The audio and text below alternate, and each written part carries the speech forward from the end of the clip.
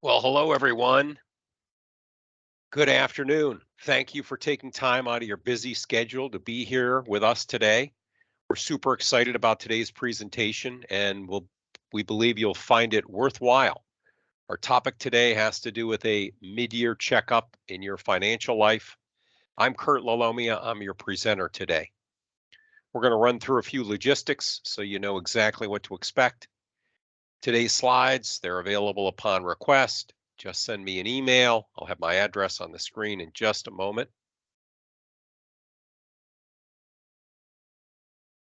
Again, for any late arrivals, I'm Kurt. I'm the presenter today.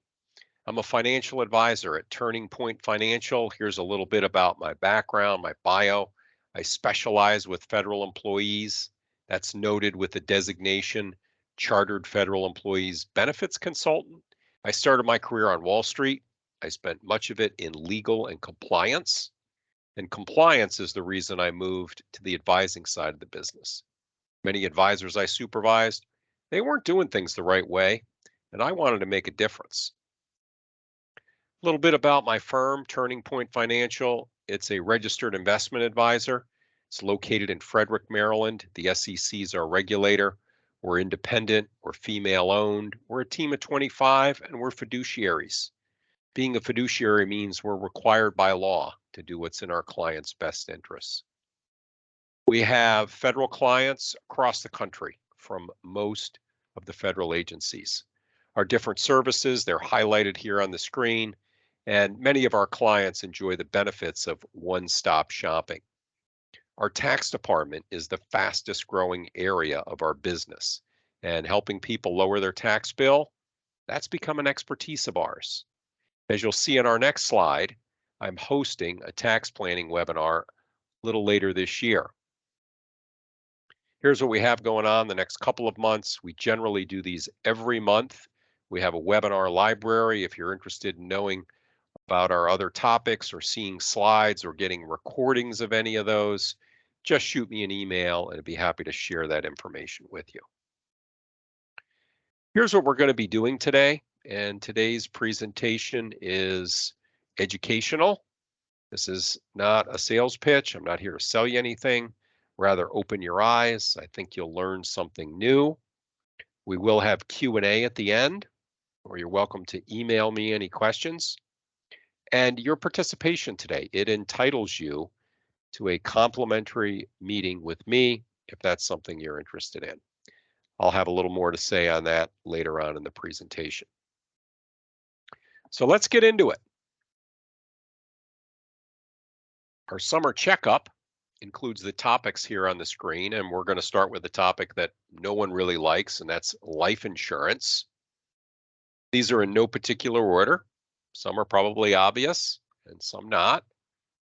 All are important and all need to be handled. When was the last time you looked over your life insurance policies or someone did that with you? Most people never do, so don't feel bad if you haven't. An annual review is a good idea, and it's good for two reasons. One, it forces you to reflect on what's changed in your life and recognize that you may need more or less or no insurance. More if you bought a house, or if you started a family, maybe you got married, you have a growing family, perhaps you started a business. Those are all reasons you might want more insurance, and perhaps less if your kids are out of the house and on their own, or you paid off your house, maybe you received an inheritance. These are just a few of the reasons why you may need to review and update your existing life insurance. This includes group life you have through work, as well as private life insurance. And most people have both because the work coverage is usually not enough. As life changes, so do your insurance needs. I had it when I got married. I added more. I bought my first house. My kids were born. I added more again. Kids grew up. I dropped it because I thought I no longer needed it. Guess what? Now I have it again. Life changed. I adapted. My current life insurance now has long-term care benefits. There are life insurance policies that offer excellent tax benefits as well, and we use those with a lot of our financial planning clients. These strategies can provide tax free money for retirement income or college savings, maybe wedding. Our clients get into these specifically for the tax advantages and not the typical death benefit that's associated with life insurance. My point is that life insurance has evolved and it offers so much more than the typical death benefit. Today's policies, they consider inflation, they attach living benefits, there's retirement strategies. Our advice here is to review your FEGLI coverage and any private coverage to determine if you have enough, still need it, and if it's the right strategy for your life now. If you need help or want a second opinion, I'm happy to review it with you. As far as how much, we use something called the DIME principle to determine how much life insurance a family needs. DIME is an acronym. D stands for debts, and you'd want to have all your debts paid if you died unexpectedly. I is income. We need to replace your income for some period of time. M is the mortgage. We want the mortgage paid off if we were to die unexpectedly. E, education. That should be covered. Add all these up. That's a good starting point to understand if you have enough life insurance. The policies we offer, they all come with living benefits, as I mentioned. That's a big plus too. The living benefits, that's for your long-term care expenses or disability. Now, if you don't have enough coverage, it usually only means bad things, and no one wants that for their family. Unfortunately, it's reality. If you don't have enough, something happens to you, your family may have to move, change their lifestyle, change education plans. So have a look at what you have, apply the DIME principle, and protect your loved ones. FEGLI allows you to get up to 5 times your salary, and that's nice, but it's likely not enough depending on your circumstances. You can supplement that with private insurance and have the living benefits too. Another thing I mentioned in the past, as the cost of FEGLI goes up, as you age, private insurance is often less. If you're 50 and older and in good health, you should check and see what you're currently paying, look at your pay stub, and shop around. If you'd like a comparison quote, we can do that for you for free. There's a lot here, and we're going to move on. Reviewing your current life insurance coverage, that's our first checkup item today. Next, we get into your TSP and the financial markets. We've all benefited from a positive stock market this year and a bond market that's normalized. Your TSP should be up nicely for the year. Will it continue? August has not been so nice, and volatility seems to have returned. Do not panic, as I've told you before at these forums. It's time in the market that matters, not timing the market. Market timing is a fool's game. It's a fool's game because it requires you to be right twice every time, so don't do that. Rather, stay the course. Stay invested through the tough times. Patience pays. That's what I recommend. Advice pays. That's what I recommend. In fact, what I recommended to many of my clients last year when the markets were down was not only to stay the course, but put more money to work if you're able. That's taking advantage of a market on sale. Over the course of a 20, 30 or more year career, these market corrections, they're mere bumps in the road. If you're in and out and trading your TSP, you will make a mistake, and one of those will likely be very costly. I hope this makes sense, and if you need any help understanding more fully what I'm saying here today, please let me know. These other things here on the slide, they all matter. Rebalancing, repositioning, changing contributions, outside investments, your retirement. We'll tackle all those and more in the next couple of slides. let's all take a deep breath for just a moment. And I'd like you to think about how you feel about your TSP right now or 401k. Maybe you have a spouse or partner in the private sector, and how you may have been feeling about the same retirement account last year, last summer. 2022 was tough for everyone. And most people I know, they lost money. What a difference a year makes. And to me, it seems to have passed pretty quickly. What did you learn? If you took an action, made a change, did it work out? Do you need help with your TSP and other investments? This is all food for thought. Asset allocation refers to how much you have in stocks, bonds, cash, real estate. That's something you all should know. What funds do you own? Where are your contributions going? How about the L funds? Asset allocation is how you're invested.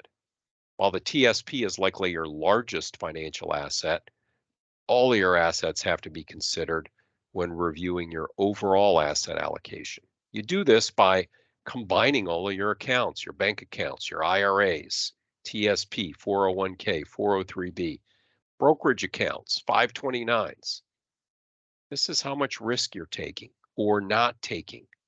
And that would lead to conversations we might have about being over diversified or under diversified.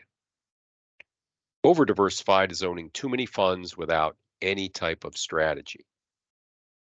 Under diversified is having a strategy and perhaps owning too few funds.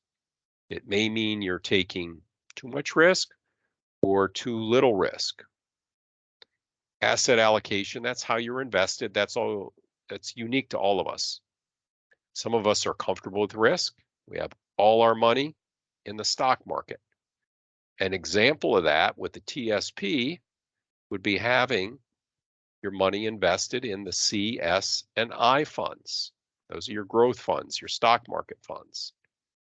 Another example for someone with a moderate risk tolerance would be having 50% of their money in the C fund and 50% of their money in the F fund. That's what we call a 50-50 portfolio. 50% stock market, 50% bond market. Diversification, that's how risk is managed. We want the right amount of diversification to lower our risk. TSP has only 5 funds, so it can be a little tricky. If you own all 5, I would call that well diversified. That'll give you exposure to large companies, small companies, international companies, the bond market, and cash. Problems can occur. Problems can occur if you're over diversified or under diversified. So you might want to check with someone to ensure you're getting this right.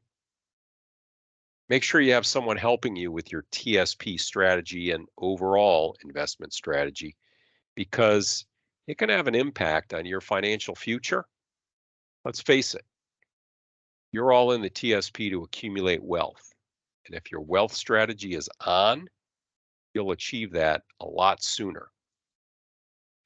Next, we dive into the 3 fundamental portfolio practices. We're also going to talk about patience, discipline, and how our opinions affect our behavior towards investing. Our behavior sometimes gets the best of us, and it happens to everyone. It's happened to me. Oftentimes, we're our own worst enemy. And this is where making emotional decisions can be dangerous and expensive. In the industry, we call this behavioral finance. That's why everyone needs the guidance of a trusted advisor or advisors. Some folks can and do go it alone, do-it-yourselfers. That's rare. It's no different than hiring an attorney, a plumber, an electrician. They all have an expertise, and we bring these people into our lives for a specific reason. Some of you may be here today because you're looking for a financial advisor. And I've said many times during these venues, this is an excellent place to check us out. You want and need someone you can trust, someone you like. because what this becomes and what you want it to become is a long-term relationship. You want someone that can solve whatever it is you're looking to accomplish. I've mentioned working with a fiduciary and how important that is. I'm a fiduciary. My firm is a fiduciary. We're bound by law to do what's in our client's best interests. These are all things for you to consider and think about, because working with an advisor will help you to be patient and have a discipline to execute a strategy that's appropriate for your family.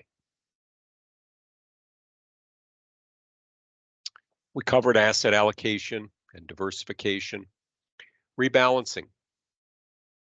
Rebalancing will keep your asset allocation and diversification where it belongs. We suggest doing this at least once a year. That's at a minimum. At Turning Point, we rebalance our client portfolios every quarter. That's a common frequency. TSP rebalances its L funds quarterly. That happens automatically. An example of rebalancing with the L funds is they become more conservative as you age. For example, if you owned L2040, and I'm not recommending L2040, as you get closer to the year 2040, TSP rebalances gradually, moves money from stocks to bonds with the idea that you're approaching retirement, less comfortable with risk, less of a need for growth. So if you own an L fund, the rebalancing is not something you need to worry about. If you're not in an L fund, then it's on you to handle the regular rebalancing. Estate planning is next. I have some very straightforward stuff here. This is a topic here today because 70% of our population does not have an estate plan. And I'm talking about the most basic, which includes a will, a medical directive, and a power of attorney. I have this as a checkup item because it's important and it needs your immediate attention if you're part of the 70%. If you don't have or know an estate attorney, ask your friends, your family, ask your coworkers, get a recommendation. If you'd like me to offer a recommendation, let me know. I can send you contact information for estate attorneys in your area. Here we have more of the same listed out for you. Estate planning can also involve tax planning and passing tax-free assets to your family. It's not on here on this slide, but that may apply to some of you. Right here is why you need to review your estate plan documents every 5 to 10 years. I had mine redone in 2021 after 20 years. I'm in Maryland. Some of the laws had changed, so my documents, they're now all current. Some people ask about a do-it-yourself estate plan. That's not something we recommend, although your own handwritten plan is better than no plan. If you get something wrong, your family may pay a painful price. If you can afford it, it's money well spent. Attorneys will tell you it's a pay now or pay later deal. Pay now and you get it right and your family's provided for. Cut a corner, do it yourself, miss something, mess something up, and your family will likely have to pay for it later. We worked with a family who had a recent passing, and that individual, they had their will on the computer. It clearly spelled out their intentions. It was a well thought out will, but it wasn't valid. It wasn't valid because it wasn't printed, it wasn't signed, it wasn't witnessed. Needless to say, the estate settlement process took a lot longer and it was a lot more expensive than it needed to be. We're going to move along to beneficiaries. Beneficiaries are attached to your TSP, IRA, life insurance, annuities, TOD accounts. You should be reviewing these every year. Changes can be made online with many of these today. Your beneficiaries ought to be people, not your will, your trust, your estate. Sometimes, in unique circumstances, naming an entity rather than a person is appropriate, but it's not common. It should be avoided. The reason for this is efficiency of transferring assets. Your loved ones are going to receive your assets much faster, much more efficiently when you name them directly as beneficiaries. If you don't have beneficiaries assigned and something happens to you, the judge is the one making the decisions, and that's not what you want, and clearly not what your loved ones need. It can take a long time, and it costs money. Beneficiary designations, they're different than what you have in your will. Each operates separately. You can leave everything to your spouse in your will, but it does not include your beneficiary accounts. Quick story, our client had a situation. Husband's will said to leave everything to his wife. The IRA beneficiaries were the husband's siblings. Fortunately, the bulk of the assets were in the IRA, and this created a problem for the wife. Coordination is important. Your estate attorney, your financial advisor, they need to work together on your behalf to distribute the assets the way that you want. And hopefully, your financial advisor is having these conversations with you.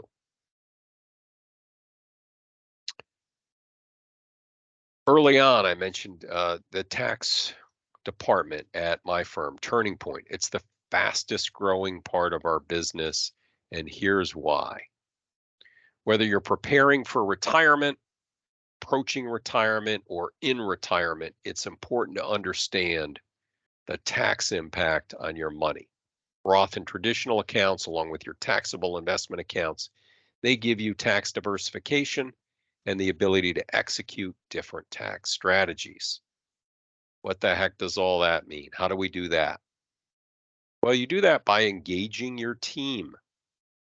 At its most basic level, your CPA, your financial advisor, they're communicating, they're coordinating, they're putting this in place for you. At my firm, we have it all under one roof, having grown our tax department for this specific purpose. Coordinating with the other team members to optimize your assets in such a way that it minimizes taxes over the long term. If you don't have that in your life, you should talk to somebody about it. Anyone with retirement money in traditional accounts, you need a long-term tax solution, and that's traditional IRA or traditional TSP. Higher taxes are coming our way, and when you get into your 70s and the government forces you to take money out in the form of required minimum distributions, taxes are owed at whatever tax rate exists at that time. Having a tax diversification strategy can help you manage this looming storm. Optimizing your assets is how we manage it, and doing that leads to a tax-efficient withdrawal strategy. I know this has some of your heads spinning right now, wondering what the heck I'm talking about. How we take money out is as important as how we put it in. And on the slide, you see three types of different accounts listed. There's taxable, there's tax deferred, and there's tax free. You need to know what you have going on in all three buckets. You need a plan on how you're going to take money out when that time comes in the most tax efficient manner possible. What does that mean? That means paying the least amount of money, least amount of taxes to fund your retirement. And there are things you can do today, this year, next year, and beyond to lower your long-term tax bill. I'm talking about Roth contributions to your TSP, Roth IRA contributions, and Roth conversions.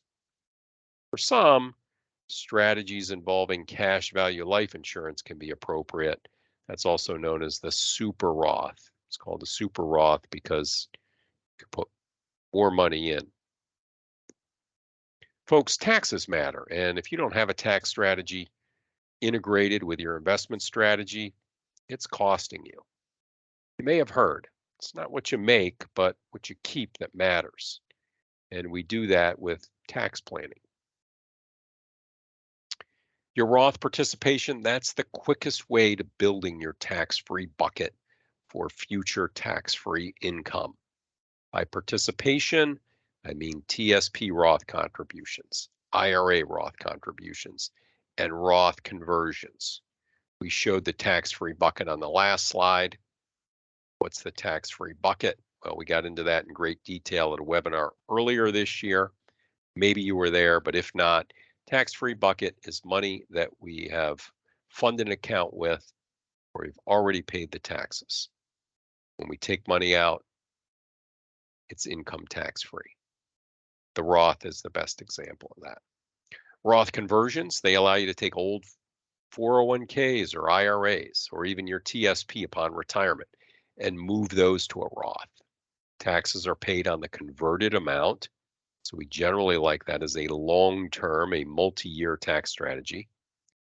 We're going to manage the conversion amount by looking at the tax tables, filling up your current tax bracket. Your Roth grows tax-free. When you take the money out, no taxes are owed. The reason to do this now and over the next 2.5 years is to lock in today's low tax rates on sale. Because at the end of 2025, we're scheduled to return to the older, higher tax code. Everyone here today should be making contributions to their Roth. Roth IRA, Roth TSP, both if you can. You can do both. Roths are funded with after-tax dollars. That means tax-free income. It can have a major impact during your retirement years.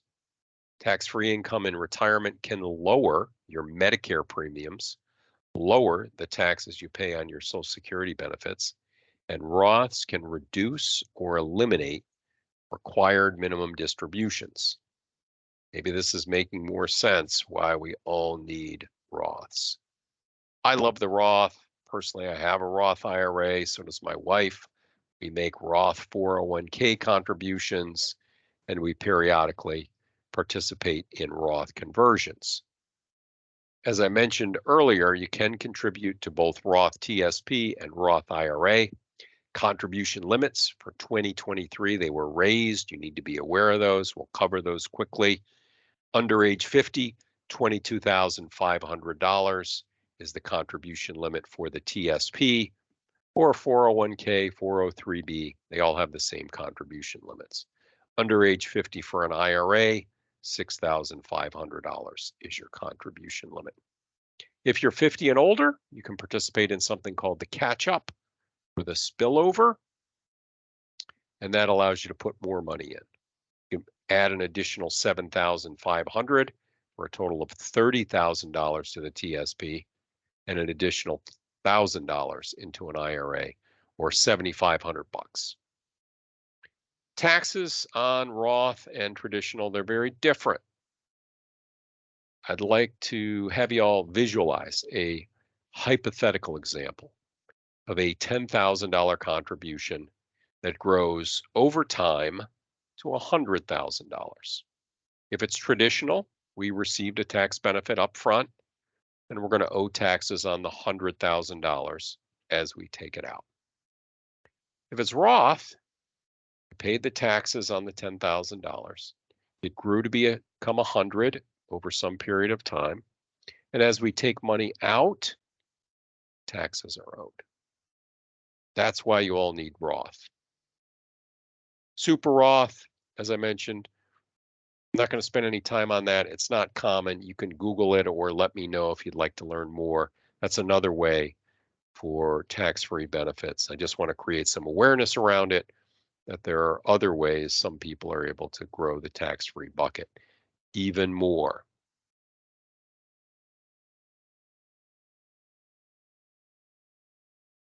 Last topic, 2024 election. Yeah, it's early, but I thought it might be kind of fun to get a jump on what we think about next year and what you should consider. This is obviously a hot button for many people, and it's really early to make any predictions or suggestions.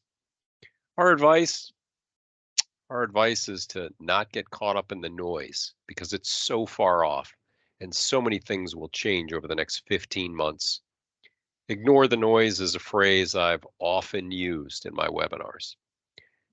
Split government. Split government is what's best for your investments. And if you looked at a historical chart of the stock market, you'll see that it really doesn't matter who the president is or what party they're affiliated with. The US stock market is up 75% of the time historically, regardless of what government looks like. And I would expect that to continue. There have always been pullbacks, corrections, bumps in the road, and there probably always will be. Our next president or group of legislatures, they may try to change the tax code. We'll see. As far as preparation, expect continued market volatility. Have a strategy to stay invested. Get advice and do not panic. I've talked with many people who didn't like what they saw in the future and they moved all of their money in the TSP to the G fund only to miss out on the next bull market. Most of the time, taking action like that is a mistake. If you're worried, don't go it alone. Talk with someone before doing anything. If I can be of a resource to you, please reach out. Here's a recap of everything we covered today. Again, you can get these slides by sending me an email. We've also recorded the event. Happy to share the recording. Here's our action items. We just talked about the election, so be patient, have a discipline and a strategy about that. Talk to someone before making any irrational decisions or decisions, period. Roth, super important for the future. Take advantage of it while it's still around. Estate planning, 70% of our population doesn't have it. If that's you, let's get it started by the end of the year. Let me know if you need an attorney recommendation. Happy to send you a name or two of estate planning attorneys in your area. Have a look at your TSP. How's it doing? What's your asset allocation look like? How much risk are you taking? And life insurance policies. If you need any help looking those over or want a second opinion on where you currently stand, we'd be happy to give you a second opinion there. So that's our presentation for today. And I just want to thank everyone for their patience and for being here today. My full contact info is on the screen. Reach out if I can be of any service. Please consider me a resource, whether it's now or in the future. Early on, I mentioned a complimentary meeting that everyone's entitled to. Just send me an email. We'll find a time. We'll get that scheduled. Another freebie that my clients enjoy is a monthly piece I put out called Weekend Reads. It's an eclectic collection of interesting articles, recipes, essays, travel topics, and books that I've discovered that I like to share. Our latest edition went out last Friday. I'm happy to forward that to you if you'd like. But shoot me an email and we'll add you to our free subscription of Weekend Reads. If you have any questions, just shoot me an email and be happy to answer your questions by email. You can learn more about me, our firm, our capabilities at our website, tpfinancial.com. Thank you all for being here today. Appreciate your attention and your time. Let's have a great afternoon. Be safe, stay healthy. Thank you so much.